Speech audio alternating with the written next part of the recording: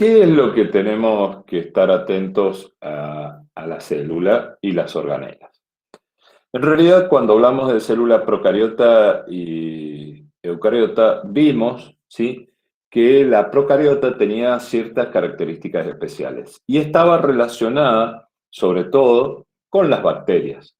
En cambio, ustedes y yo y todos los seres vivos, digamos, para mencionar plantas y animales, están formados por células eucariotas. Y esas eucariotas tienen las características especiales. La que vamos a ver es una generalidad de todas las células eucariotas y vamos a intentar de ese modo que nos quede más o menos claro, por eso les voy a ir haciendo algunas preguntitas, de qué ocurre en cada organela.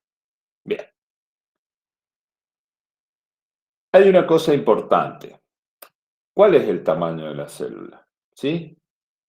El tamaño, fíjense, ronda entre 10 y 30 micrómetros, es decir, muy chiquititas las células, y tiene que ver esto con la restricción del tamaño y del volumen, por lo que muchas cosas como los gases, que son el oxígeno, el dióxido de carbono, los iones y los nutrientes, en células muy grandes sería imposible. Entonces, lo que se ve es que este es el tamaño óptimo. Y en una célula que no está limitada por la pared, como el ejemplo más clásico, que es el de las células vegetales, normalmente las células adquieren una forma redondeada. Algunas de ellas alargadas, fusiformes, como las células musculares, otras cilíndricas, como la del endotelio, digamos, del intestino, para mencionarles algunos tipos de células. Es decir, también, como dice acá, depende del contacto de unas con otras. Por ejemplo, si yo les digo a ustedes que en el intestino están todas pegaditas y en forma de columna, son columnares y son cilíndricas columnares. Por ejemplo, en la piel se producen una aplastadita arriba de la otra y forman posteriormente la capa córnea, entonces tienen una forma corneal y aplastaditas, planas. En los endotelios, por ejemplo, de las arterias, tienen una forma plana. Si no están contenidas por otras, como dice acá, tienden a ser esféricas. En otras, lógicamente, hay otras células en las cuales el citoesqueleto, que son unas proteínas que se ubican dentro de la célula, le dan la forma. Pero generalmente, si el citoesqueleto no es tan importante, tienden a ser esféricas. Y tienen múltiples estructuras que la conforman. Acá están mencionadas las principales: la membrana plasmática, el núcleo, ¿sí?, el ribosoma, que es una estructura donde se producen las proteínas, y el retículo endoplásmico rugoso, que está formado por ribosomas, por eso van juntas. El aparato de Golgi y, para mencionar, la mitocondria. Bueno, basados en eso, lo que vamos a ver es la membrana.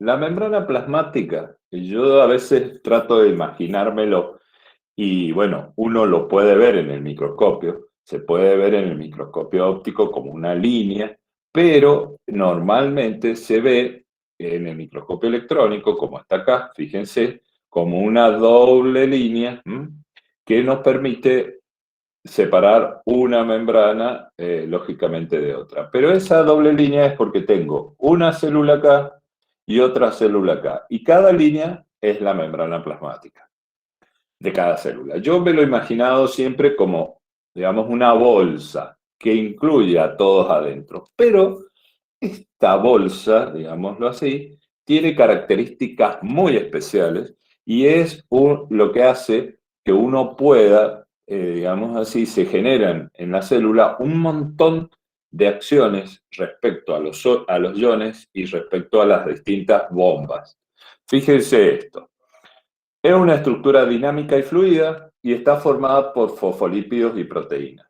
Bien, ustedes saben, bueno, saben qué son los fosfolípidos. Los fosfolípidos respecto al agua tienen digamos, dos zonas. ¿Se las conocen las zonas de los fosfolípidos? Hidrofóbica e hidrofílica. Excelente. Hidrofóbica e hidrofílica. ¿Eso qué significa? Que si es hidrofóbica, se va a alejar del agua. Y si es hidrofílica, se va a adherir al agua. Ahora bien, el cuerpo normalmente es agua. Casi un 60 o un 70% del cuerpo humano es agua. Entonces, la membrana lo que va a hacer, va a estar constituida por fosfolípidos. Si ustedes ven esta imagen de acá de la derecha, yo tengo, ¿sí?, la parte amarilla, la hidrofóbica, que se va a alejar. Y la hidrofílica sería la parte de la membrana que se ve más roja oscura. Ahora, ¿por qué? Porque las cabezas hidrofílicas van a ir hacia afuera y las colas hidrofóbicas van a ir hacia adentro de la membrana. Esto va a formar una capa, que sería, digámoslo así, como una bolsa. Uno se imagina la capa de plástico. Pero al contrario de la capa de plástico de una bolsa, esta membrana, ¿sí?, tiene múltiples proteínas adheridas, tiene glucolípidos, fíjense, tiene a veces proteínas lobulares de la superficie, tiene proteínas integrales, proteínas internas. Miren, miren todo lo que hay. O, por ejemplo, en este caso, una proteína de hélice alfa, que es una integral, que atraviesa de afuera hacia adentro. Esto es muy importante, sí. Si ustedes piensan un poquito, yo tengo moléculas que van a actuar, digámoslo así, para que ustedes se ubiquen, moléculas de proteína que van a actuar desde la superficie y van a llegar sustancias y que se van a adherir y va a hacer que la célula active reacciones enzimáticas internas. Estas reacciones enzimáticas internas por dentro de la célula se van a activar y van a generar una respuesta. Esas proteínas se denominan receptores. También existen proteínas que van a atravesar y van a generar, por ejemplo, pasaje de iones, para afuera o para adentro.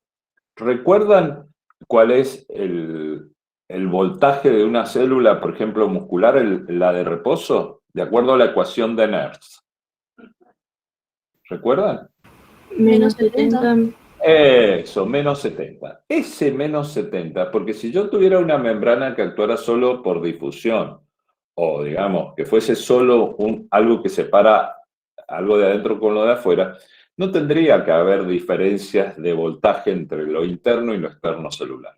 Pero estas proteínas, en el caso, y existe una proteína que es una bomba, sodio-potasio, mete el potasio adentro de la célula y saca el sodio. Entonces tenemos concentraciones dentro de la célula, para mencionarles el potasio elevado, y afuera de la célula. Por ejemplo, el sodio. Y eso va a hacer que la célula mantenga un voltaje de base de menos 70 milivolt. Eso menos 70 milivolt en realidad van a generar cambios en la célula y van a hacer que muchas veces, fíjense acá, existen lugares como canales proteicos, que acá está dibujadito como yo digo un corchito con un agujero en el medio, pero ese canal va a permitir que pasen, ¿sí?, que pasen iones y que pasen sustancias a través de ese canal y se generen acciones celulares. Fíjense, regula entonces el pasaje de sustancias en la membrana hacia adentro y hacia afuera, limita hacia adentro con el citosol, que es, digamos así, el citoplasma. Los fosfolípidos de la membrana se deforman de que las colas hidrofóbicas apuntan hacia el interior de la pared y las cabezas hidrofilas o hidrofílicas hacia el exterior, que es lo que le decía yo. Y el modelo actual es de un mosaico fluido. Pensémoslo como si fuese, digamos, así, un mosaico que se mueve y que tiene por fuera estructuras y por dentro también estructuras. Algunas de ellas proteínas que atraviesan, otras que solo están en la superficie y otras que solo se ubican por dentro. Existen proteínas integrales de membrana y algunas periféricas. ¿Esto es importante en la organela? Sí, en la organela es muy importante en esto, en la membrana, por todas las funciones que va a generar. Piensen, por ejemplo, que hoy en la actualidad hay una proteína que es la IECA, a la cual se adhiere el virus del COVID y lo internaliza. Todas estas proteínas van a ser algunos receptores, algunos van a ser canales y otros van a ser reguladores. La mayoría, fíjense, aunque uno dijera que son más fosfolípidos, tienen 40% de lípidos y 60% de proteínas, aunque existe una variación considerable, depende del tipo de célula y de dónde se ubique. Pero más o menos, digamos, 40-60, 50-50 van a ser la cantidad de lípidos y de proteínas. Es decir, que uno tiene la imagen de que la membrana es solo lípido, pero no es tan así, tiene muchas proteínas.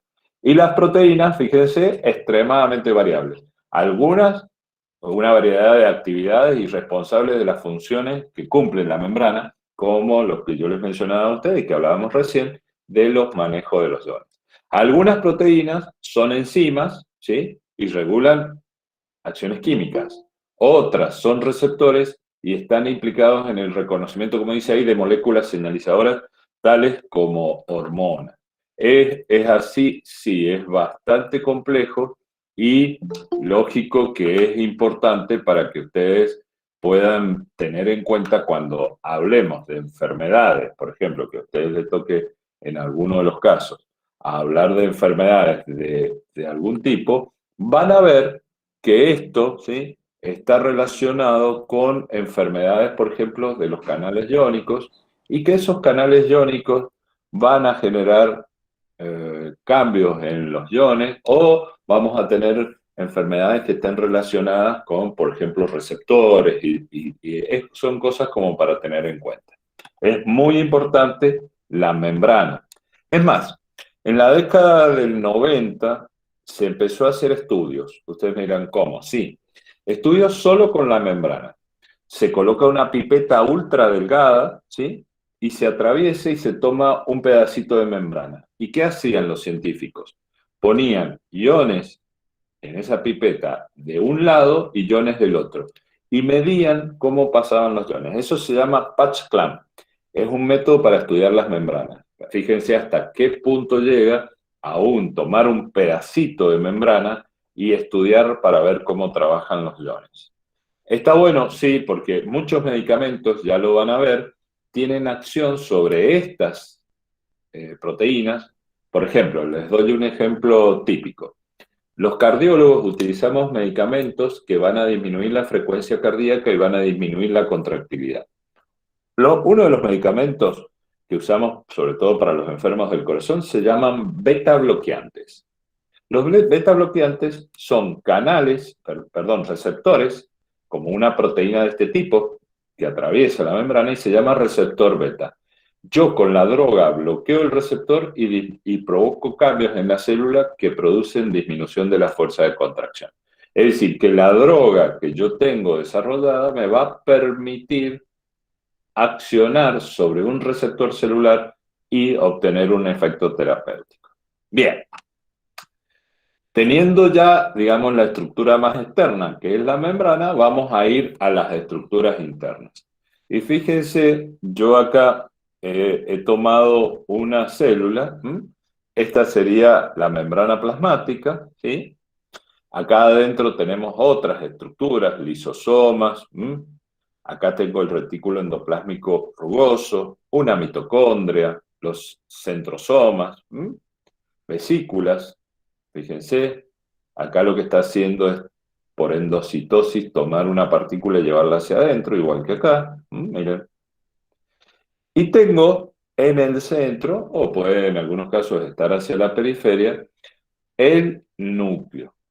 El núcleo, que es importante, fíjense que tiene unos poros, porque es acá, que esta es la parte más importante, donde yo voy a tener, en realidad, toda la información genética de la célula. Recuerden que una célula transmite la información a la siguiente o se divide en dos iguales, y esa célula transmite la información para todo el organismo. Ustedes me dirán cómo. Y, por ejemplo, un espermatozoide y un óvulo que se unen traen la información, la mitad de la información de la madre y la mitad de la información del padre, en el óvulo y el espermatozoide, y van a formar una célula nueva que va a generar un ser nuevo, completo, ¿sí? Sano y estable, y que va a poder vivir gracias a toda la información que se ubica en esta parte que es el núcleo. El núcleo es muy, pero muy importante. Fíjense, esta es una fotografía de microscopio electrónico que permite obtener aumentos de casi 2000 o hasta 1.000.000 de veces de aumento.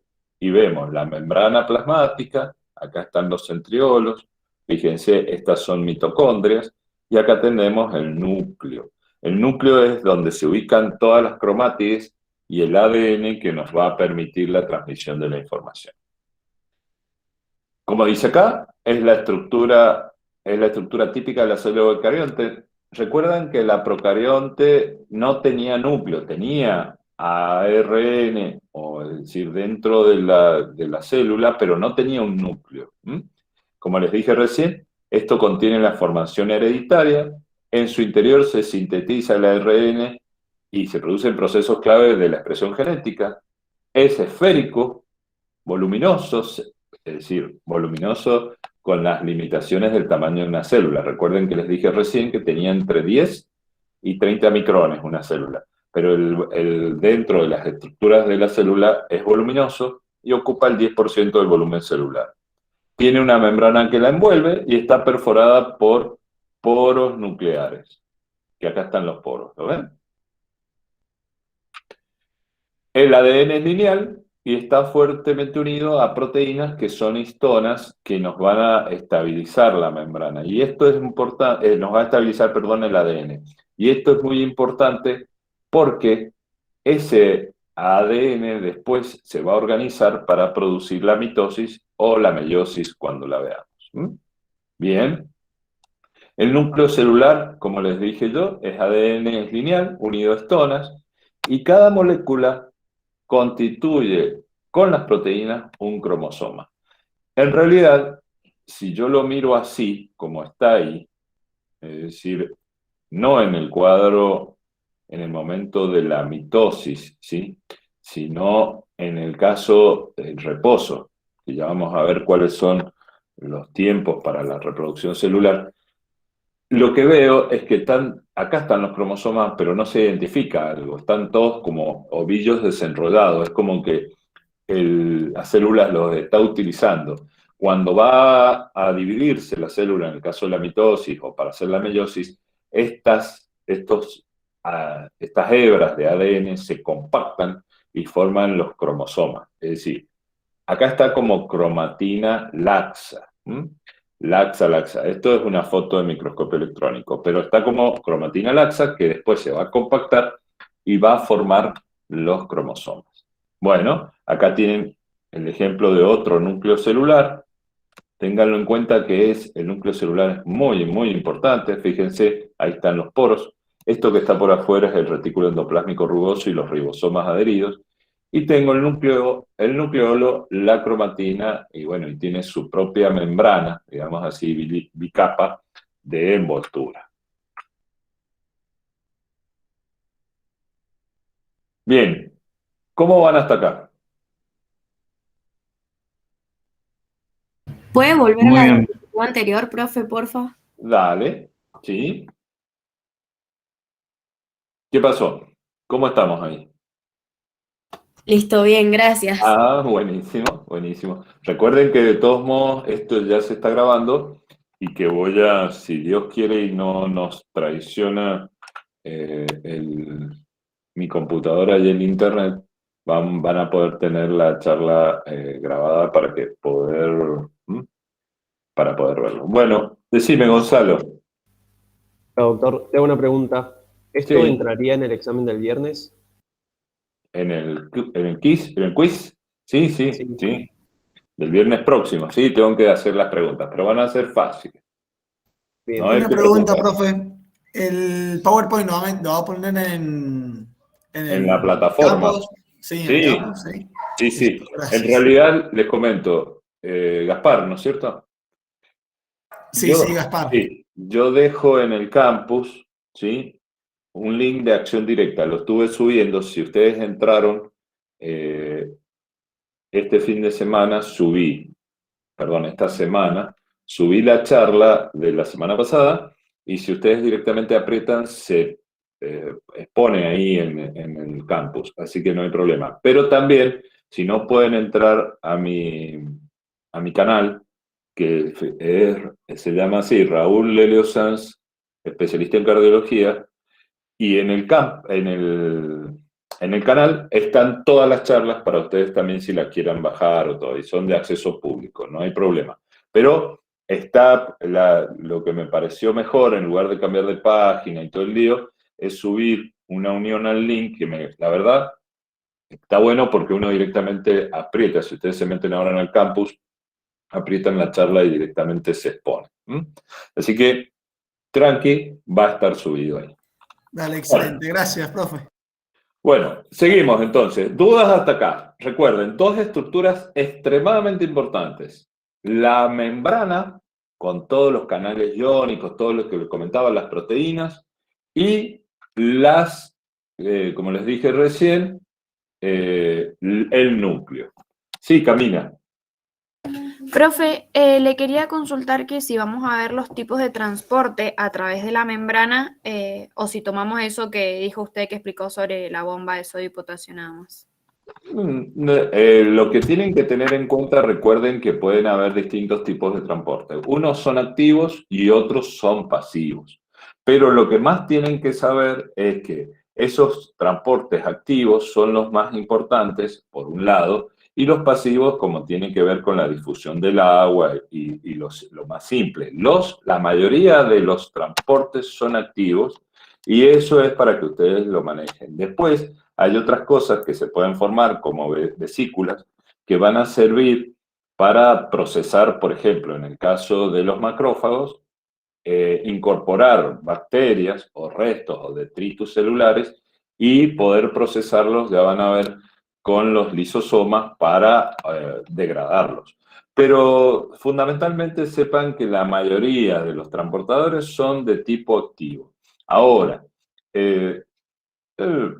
la idea es que ustedes conozcan la membrana y que sepan. Nosotros, y en ese sentido la mayoría de los médicos, aunque no parece, yo les comentaba a ustedes, estamos yendo hacia una evolución en el tratamiento y estamos a nivel ya, digamos así, molecular, en el sentido que los tratamientos se basan en esto, en las proteínas de membrana y todo. La acción de los medicamentos se utilizan con el objetivo de actuar sobre receptores, sobre, digamos, distintas células, y también lo que se está intentando ahora, que por eso es importante estas dos organelas, como la membrana y el núcleo, porque el próximo paso en el avance de la medicina va a ser el manejo de los digamos así, de la información genética y de los cromosomas para provocar cambios en la célula que sean favorables. ¿Es importante que sepan los tipos de transporte? Sí, sépanlo porque es muy importante cuando uno ya empieza a hablar fino sobre la membrana. Pero sobre todo esto es como más una introducción, sépanlo. Y yo les digo, no va a entrar dentro de las preguntas para que ustedes estén tranquilos. Sí vamos a preguntar sobre cómo es la membrana y cómo está constituida y qué funciones cubre. ¿Estamos hasta ahí? Muy bien. Sigamos. Bien. ¿Qué otras organelas tengo? En el citoplasma, ¿sí? Ustedes piensen de todos modos que el citoplasma está formado por un citoesqueleto, es decir, como una estructura en el caso, y en el caso de que las estructuras internas del citoesqueleto no sean importantes, adquiere la célula una forma redondeada. Pero dentro de este citoplasma, que son moléculas proteoglicanos y, digamos, glúcidos y todo lo que está como un líquido en el cual se ubican todas estas estructuras, existen pequeñas estructuras que se denominan ribosomas. ¿Estos son importantes? Sí. Son los sitios donde se unen los aminoácidos, ¿sí? Y forman las proteínas. Eso que ustedes estudiaban en la parte bioquímica, que era el acople de las proteínas para hacer las proteínas de primero, segundo y tercer grado, lo que están haciendo ahora estamos viendo las estructuras sobre las cuales se van a formar. Sí, Ayelen. ¿El ribosoma sería el pool de aminoácidos o es la circulación en general donde pasa? No, el ribosoma es una estructura proteica en la cual el ARN que se formó como copia del ADN nucleolar va a llegar y se va a unir. Y ese es como una, digamos así, una impresora 3D. Ustedes me dirán, ¿en qué sentido? Tiene la información que viene del ARN, ¿sí? Y esa impresora, que sería, para representarlo esquemáticamente, para que ustedes se ubiquen, al recibir la información, lo que va a hacer es, va a imprimir la proteína. Y esa proteína que va a imprimir, hablándolo así en otros términos, va a hacer que después se enrolle y forme una estructura, ya sea dentro del retículo endoplásmico o, en el caso de que estén liberados, en el mismo citoplasma. Es decir, es como que va a ser una impresora de la información que va a recibir del núcleo. Recuerden que el ADN se forma posteriormente a ARN, que es el mensajero, y va a llegar y se va a unir en el ribosoma. El ribosoma tiene dos unidades, una mayor y una menor, y en el momento de fabricar la proteína, de la síntesis, se ensambla, el ARN empieza a pasar a través de esa estructura y produce una copia que va a ser la proteína que vamos a estar usando. De acuerdo al aminoácido, esa proteína se va a enrollar y va a formar estructuras. Recuerdan que las proteínas tienen distinto orden de complejidad, pero esta va a ser la inicial. Después se van a ir uniendo proteínas con proteínas hasta armar complejos más importantes. Piénsenlo que sería como una pequeña impresora que recibe la información del núcleo. Es decir, la computadora le manda a la impresora, ¿sí? Que la computadora sería, vamos a hacer un esquema para que la computadora sería el núcleo que le manda la información a la impresora y la impresora ejecuta y produce la proteína. ¿Se ubican? Sí. Sí, muy bien. Entonces, fíjense, a ver si podemos ampliar un poquito. Estas son fotos de microscopía electrónica. Miren, miren qué chiquititos que son puntitos. Si uno prestara mucha más atención y pudiera verlo, tienen dos estructuras, una pequeña y una grande. Tiene medidas esto, podríamos hablar solo una clase de ribosomas, pero es para que ustedes tengan una introducción y no se pierdan en el tema de esto, que son las estructuras. Cuando estas estructuras, que son los ribosomas, se unen a un complejo de membrana, forman el retículo endoplásmico rugoso. No es que sea rugoso. En realidad, lo que tiene, si uno lo mira desde más lejos, las pelotitas estas que parecen pelotitas, que en realidad son los ribosomas adheridos a esa membrana, le dan desde lejos, si ustedes se alejan de la computadora, le dan la sensación de que como que fuera arrugado. Pero en realidad es un compuesto de membranas, ¿sí? Donde se van a producir adentro proteínas y están adheridos los ribosomas. ¿Son importantes? Sí, porque es lo que van a procesar, digamos así, la información del núcleo a través del ARN y formar las proteínas. A ver si puedo.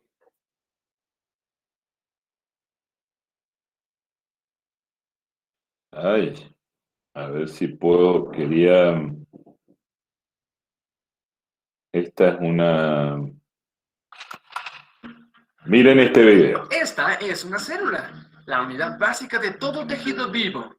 En la mayoría de las células humanas hay una estructura llamada núcleo. El núcleo contiene el genoma. En humanos, el genoma está dividido entre 23 pares de cromosomas. Cada cromosoma contiene una larga cadena de ADN. El ADN está estrechamente empaquetado alrededor de proteínas llamadas histonas. Dentro del ADN hay secciones llamadas genes. Estos genes contienen las instrucciones para hacer proteínas.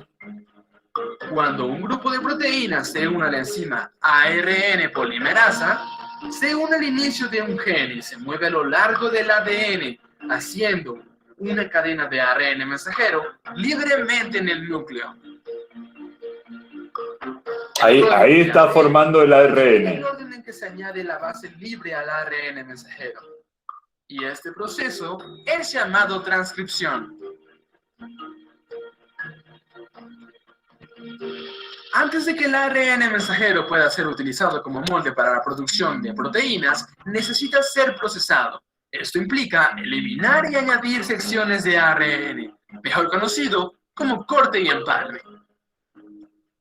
El ARN mensajero enseguida se mueve fuera del núcleo al citoplasma. Las fábricas de proteínas en el citoplasma son llamados ribosomas, y estos están vinculados al ARN mensajero. El ribosoma lee el código en el ARN mensajero para producir una cadena formada por aminoácidos. Hay 20 tipos de aminoácidos diferentes. Las moléculas de ARN de transferencia llevan aminoácidos al ribosoma. El ARN mensajero es leído de 3 en 3, y a medida que se lee cada triplete, un ARN de transferencia entrega el aminoácido correspondiente. Esto es agregado a una cadena creciente de aminoácidos. Una vez que se ha añadido el último aminoácido, la cadena se pliega en una forma de 3D, compleja para formar una proteína. ¿Entienden? La idea es que ustedes más o menos pudiéramos, ¿sí?, ver cómo es en la mecánica. Yo estuve buscando este video y me pareció muy bueno. Es simple, pero es para que ustedes entiendan el proceso en el cual el ribosoma actúa, ¿sí? ¿Eso es importante? Sí, porque si una célula requiere una enzima y el ribosoma no lo produce, es un problema. Y si el núcleo manda la información equivocada y el ADN está dañado o no tiene la información, va a faltar esa proteína, que puede ser una enzima, y eventualmente voy a tener una enfermedad. Y estas son las enfermedades que se transmiten genéticamente, por ejemplo.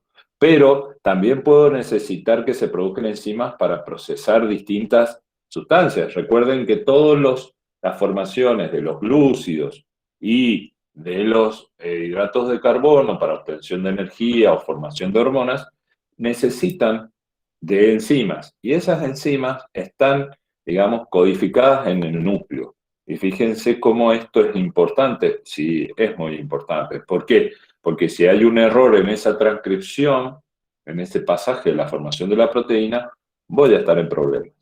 ¿Vamos bien hasta acá? Sí, profe. Buenísimo. Bien. Ahora viene algo importante. Fíjense qué es lo que yo les decía a ustedes. El retículo endoplásmico es el mayor sistema endomembranoso, es decir, por dentro de la membrana plasmática tengo una parte muy importante que dijimos era el núcleo. Pero el sistema endomembranoso más importante es el retículo endoplásmico. Y como dice, es una red de sacos aplanados, tubos y canales interconectados, y su número depende de cada célula. Hay algunas que tienen más retículo y otras menos. Por ejemplo, las células cardíacas tienen más mitocondrias y fibras musculares que un hepatocito, que a lo mejor sí tiene más retículo endoplásmico por el tema que les digo yo, que el hígado procesa un montón de sustancias, entre ellas formaciones de proteínas y otras. Y existe, como les dije yo, rugoso y liso. Si vemos, esta es la foto de microscopía electrónica, ¿sí? Fíjense que esto se ve por microscopio electrónico, pero vamos a ir a un esquema y fíjense, yo tengo el retículo endoplásmico rugoso y, digamos así, el aparato de Golgi. Fíjense acá donde a través de un receptor, digamos, se produce la incorporación de una vesícula secretora y se produce, por ejemplo, la formación de una proteína donde yo lo que voy a terminar es procesándola para poder mandarla hacia afuera. O eventualmente, como sale acá, se forman vesículas que van a poder transportar estas sustancias, o para afuera o para adentro. Pero fíjense que es muy importante que esta proteína se va a formar en estos ribosomas y posteriormente se va a utilizar, ya sea como enzima, en distintas funciones. Y acá viene otra estructura importante, fíjense que es el aparato de Golgi, que es el retículo endoplásmico liso, que, fíjense, es un centro de compactación, modificación y distribución de las proteínas. Y tiene una cara de entrada, que sería la cis, y una de salida, trans. ¿Y eso cómo es? Fíjense. Es decir, todo lo que ustedes van viendo en el tema de las funciones de las enzimas y las proteínas tienen que ver con estas organelas. Y fíjense, núcleo, pasa el ARN a, digamos, al endoplásmico rugoso, se sintetizan las proteínas, se forman, digamos así, de transición, las proteínas son sintetizadas, viajan hacia el aparato de Golgi, se preparan químicamente, se empaquetan, fíjense, formación de glicoproteína, glicolípidos y lipoproteínas, y eso forman estructuras como lisosomas, que las lisosomas van a procesar, digamos así, o peroxisomas van a procesar sustancias que van a entrar por endocitosis, o eventualmente van a generar una vesícula de secreción para secretar la proteína hacia afuera. Ya van a ver que hay distintas estructuras que van a ser importantes para la secreción de proteínas. Y acá tenemos otro ejemplo, un poquito más lindo. Fíjense, el endoplásmico rugoso, vesículas de transporte que tienen enzimas hidrolíticas activas, van al aparato de Golgi y se forman, como dice acá, lisosomas que van a digerir estructuras, ¿sí?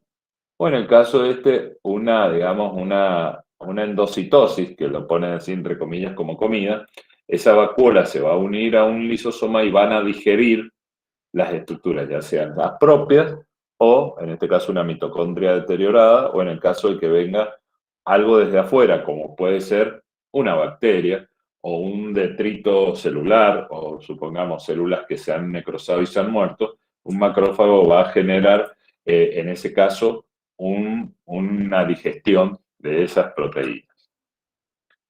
Entonces, ingresan por la cara cis, la mayoría de las estructuras que se procesan, y salen por la trans hacia afuera, ya sea formando vesículas, lisosomas o peroxisomas.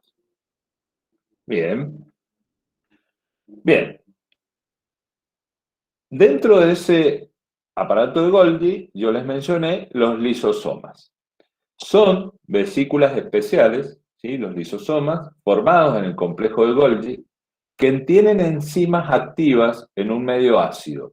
Y lo bueno de este lisosoma es que esas enzimas son activas y salvo que se incorpore algo, no van a digerir al mismo cuerpo. Ustedes me dirán, ¿cómo? No va a digerir a la misma célula, al mismo cuerpo celular, sino que están preparadas para digerir otras estructuras. Por ejemplo, como dice ahí, las bacterias son englobadas en una bolsita que forma la vesícula por fagocitosis y forman un lisosoma secundario que digieren a la bacteria. Miren esto.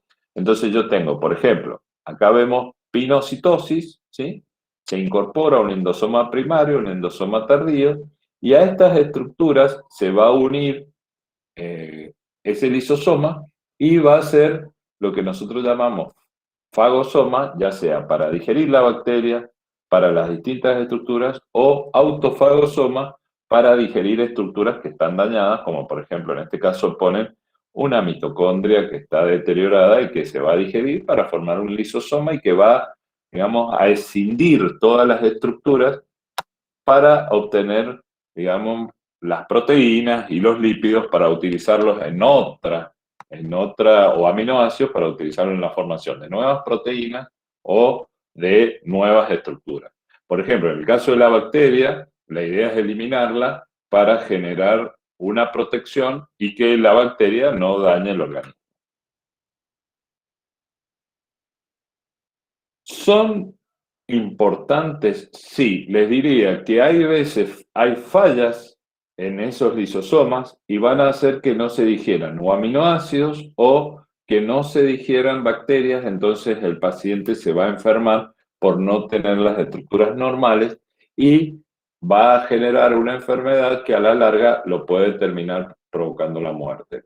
Pero esto es muy relevante porque tiene que ver mucho con la información que viene ligada a través del ADN en el núcleo. Entonces, fíjense que toda la estructura celular tiene una dirección que es el núcleo a través del ADN y distintas estructuras que van a cumplir funciones, ya sea en el caso de formación de proteínas como los ribosomas o ya vamos a ver como la obtención de energía.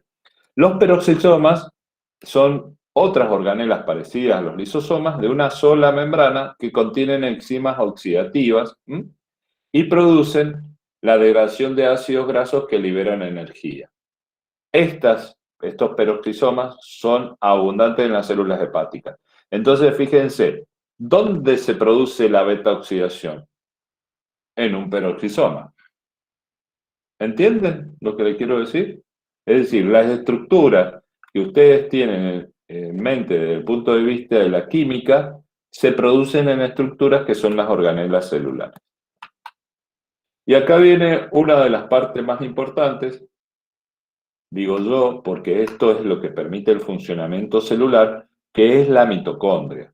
Y la mitocondria, hay una teoría que se cree que es una bacteria que ingresó a las células y que creó como una simbiosis, se llama endosimbiosis, y estas bacterias, que sería como una bacteria especial, es una teoría, esto lógicamente es una teoría de evolución, tiene la capacidad de producir la energía para que la célula viva. Entonces, es como que en su momento, cuando esto se inició, no es ahora, sino que ya es parte de la organela, es una organela celular, se cree que se puede haber formado por, lógicamente, como una simbiosis con una bacteria. Pero hoy es una organela y degradan moléculas orgánicas y libera energía química.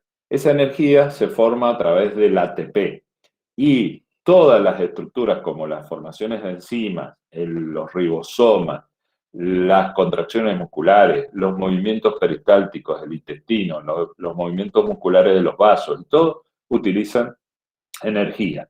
Y esa célula, fíjense, va a obtenerla, cualquier célula, la va a obtener de la mitocondria. Pueden algunas tener hasta 2.500 mitocondrias por célula, que digamos, es donde se produce, ¿sí?, la energía en la célula. Y fíjense, la visión de microscopía electrónica tiene un montón de crestas. Fíjense que, como lo vemos acá, tenemos una capa externa, una membrana externa, una membrana interna que está plegada, una matriz, ¿sí? Y dentro, fíjense esas uniones, y fíjense el tamaño. 0,1 de ancho a 0,5 micrones cuando la célula mide 30 y un largo total de 1 a 2 micrones. Y aquí, ¿qué se ubica en la mitocondria? A ver, díganme ustedes. ¿Qué función química se ubica? El El ciclo de Krebs. ¿Y qué más? ¿El ciclo de Krebs? La respiración. Fosforilación oxidativa. Y la cadena respiratoria. Esto es muy importante. Acá es donde se va a formar el ATP. Y cuando ustedes hablaban de la acetilcoenzima A y todo el ciclo de Krebs y todo, y que eso va y produce un electrón, bueno, esos electrones que se producen están generados acá. Fíjense el lío que es. Ustedes me dirán, ¿cómo el lío? No, ustedes saben cómo es la cadena respiratoria, pero fíjense, acá está, el NADH al NAD más 2H, ¿sí?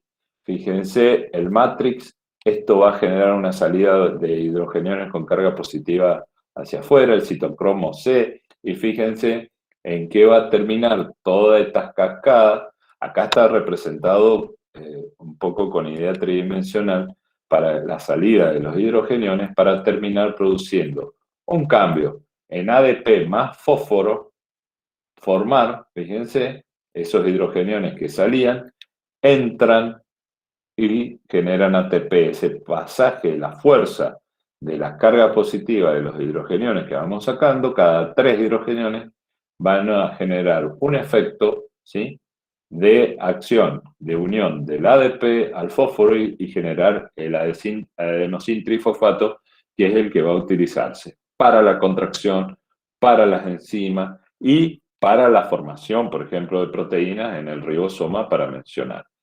Esta cadena respiratoria, ¿sí?, está digamos, entre el espacio interno de la matriz mitocondrial y el intermembranoso, digamos así, y los iones estos van a entrar y salir por el efecto de, fíjense, acá está el NADH, ¿ah?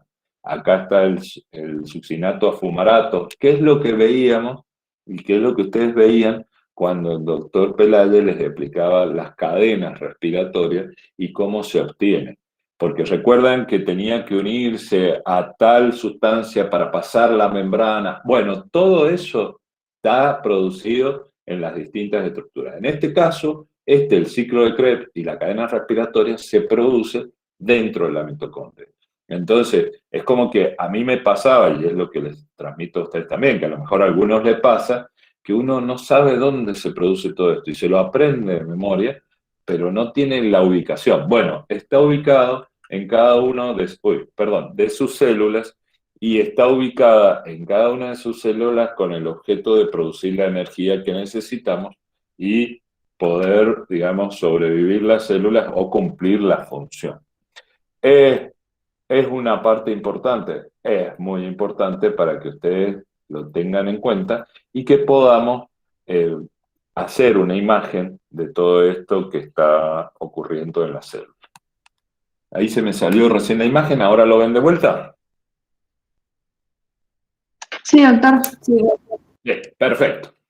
Bien, ¿estamos muy cansados o más o menos? La idea es terminarlo y ya dejárselos listos para que ustedes después lo puedan ver. Esto, recuerden, no hace falta que lo copien. Yo les voy a subir, si ustedes lo ven, les voy a subir la charla y les voy a subir el PowerPoint para que ustedes lo puedan tener y un pequeño resumen o apunte donde está lo más importante, que es lo que tienen que saber. Después, esto es el pre, es como una introducción, digamos así, en la carrera que ustedes van a hacer. Después esto lo van a volver a ver en histología y en moléculas a células lo van a repetir y lo van a volver a ver. Pero tenemos que tener el conocimiento básico para poder pasar al siguiente escalón. Muy bien. Y dentro de las organelas y el citoplasma, es lo que yo les mencionaba a ustedes, está el citoesqueleto. ¿Qué es lo que mantiene la organización de las células y sus organelas? Antiguamente se pensaba que era una bolsa inerte, dentro de la membrana se ubicaban así desordenadas las estructuras, pero se ha visto que no, y que existen unas estructuras dentro del citoplasma y por debajo de la membrana que forman, ¿sí?, digamos así, una organización y que permiten que dentro de las células se provoquen pasajes. Ese ARN que veíamos en el video que viaja, lo hace a través de estos microtúbulos y microfilamentos. Fíjense que están filamentos de actina, que son microfilamentos, son de 6 nanómetros, son fuertes, forman haces y fibras de tensión que cruzan, digamos así, el citoplasma. Después, filamentos intermedios, que son proteínas resistentes y duraderas. Estas son dinámicas, se encuentran alrededor de la envoltura nuclear. Y después tenemos los microtúbulos, que son túbulos huecos formados por tubulina alfa y beta, que son importantes para el transporte de las organelas y vesículas dentro del citoplasma. Es para que ustedes más o menos empiecen a tener idea de cómo son las estructuras. ¿Sí, Camila? Profe, entonces lo que serían las organelas de la célula no se quedan como quietas, como los órganos del cuerpo, si se podría decir. No, pueden viajar y dentro de la misma célula, los túbulos estos van a moverlas a veces y van a generar la estructura. Es decir, la célula puede tener una estructura, pero yo les doy ejemplo. Cuando yo necesito, ¿sí?, energía en una organela que necesito mucha energía, ejemplo, En el caso del macrófago, que va a digerir o va a necesitar digerir a través de los lisosomas las bacterias, esas lisosomas van a viajar al encuentro de la fagocitosis de la bacteria. Van a viajar, se van a adherir y van a depositar las enzimas para digerir la bacteria. En el caso del músculo, por ejemplo, se van a formar las mitocondrias, pero van a viajar y se van a pegar a las zonas más activas. Por ejemplo, vieron que el músculo tiene actina y miosina. Se forma el entrecruzamiento y eso genera una contracción muscular con la liberación de ATP. Pero yo necesito el ATP. Entonces las mitocondrias se van a fijar próximas a las fibras de actina y miosina para liberar el ATP. Es decir, que no es que van a estar nadando dentro de, es decir, voy para allá, vengo para acá, sino que esos microtúbulos van a permitir el desplazamiento de las estructuras de acuerdo a las necesidades. ¿Entienden? De todos modos, el retículo endoplásmico va a estar pegado al núcleo porque va a recibir el ARN, el de Golgi va a estar posterior, es decir, dependiendo de cada célula van a tener la estructura que ustedes van a ver que voy a tener más desarrollada. Un hepatocito a lo mejor tenga más Golgi y retículo endoplásmico, en cambio una célula miocárdica va a tener más actina-miosina y más mitocondrias, porque va a requerir mucha energía para el movimiento. Por ejemplo, un macrófago va a tener más peroxisomas y lisosomas y va a tener estructuras, fíjense que este citoesqueleto, como los microtúbulos, van a permitir que aparte se mueva el citoplasma, por eso algunas células se mueven, como los macrófagos, entonces pueden migrar a través de las estructuras para ir y digerir las bacterias. Es decir, no es estático y depende de las células, algunas van a ser sumamente estáticas y otras van a ser móviles, como en el caso de los macrófagos. ¿Entienden? ¿Se ubican más o menos? Digo.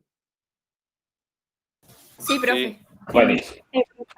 Entonces, fíjense, microtúbulos, filamentos intermedios y filamentos de actina y miosina. Los más gruesitos van a ser los microtúbulos. Fíjense, acá hay un ejemplo. Un intermedio que es entre los dos y el más finito son los filamentos de actina. Que van a estar, fíjense, va a haber organelas inmovilizadas.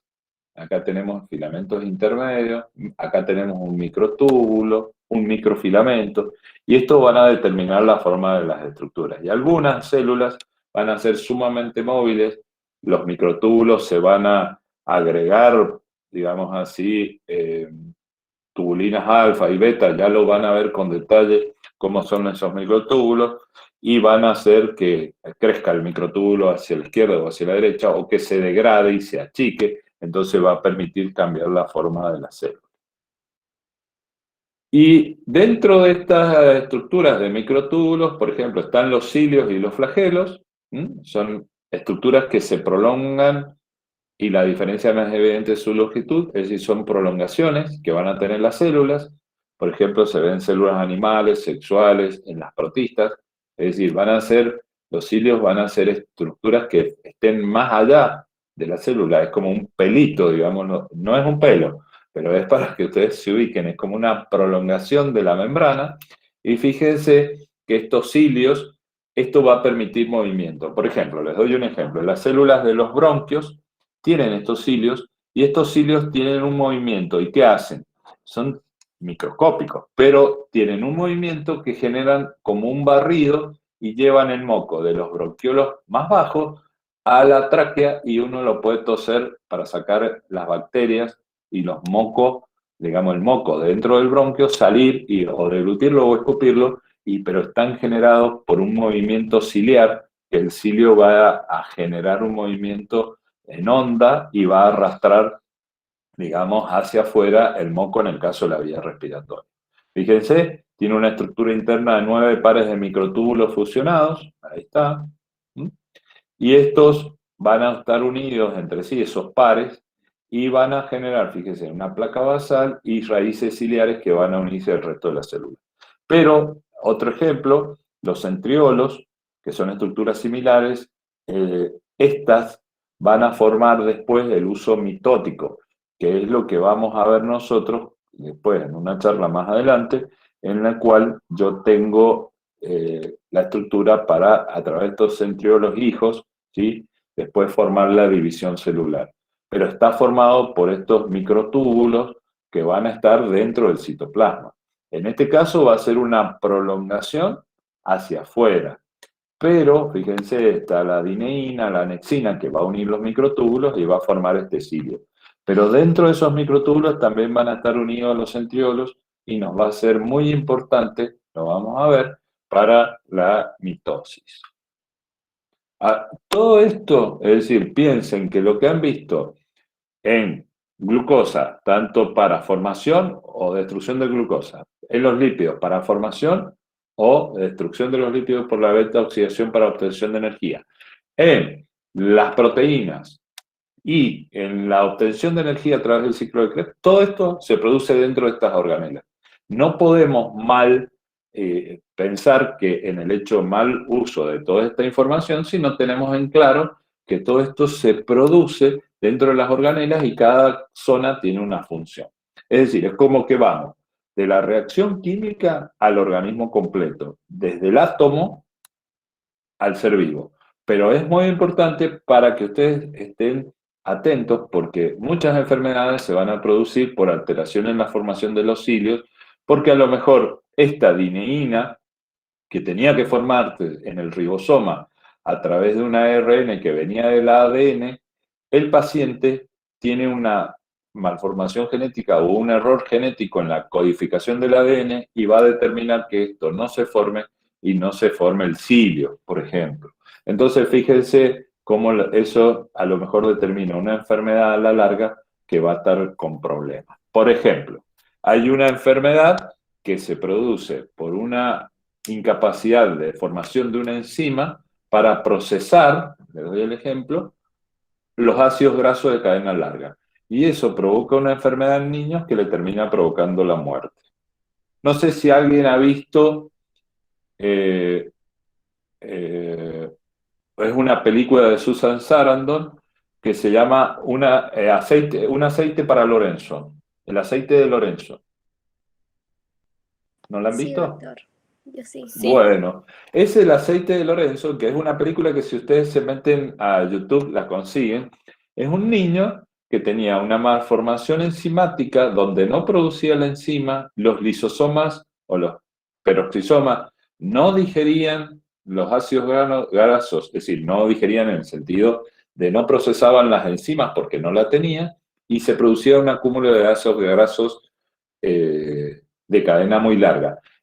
Provocan una enfermedad y esa enfermedad que provocan está representada en esta película, que está por ahí, los que la vieron es media triste, pero es muy linda para verla, y está producida por una alteración en el ADN. Ejemplo, por eso le digo que todas estas estructuras tienen relación con todos los procesos químicos y biológicos que ustedes ya han estado viendo en química biológica. Más o menos le quedó ahí. Está bueno este pensamiento de Albert Einstein. Me gustó, por eso se lo subí. Preguntas. Vamos a detener la grabación. Un minutito, flaca. Vamos a ver, déjenme detener la grabación para que quede. Y así ya después les subo la charla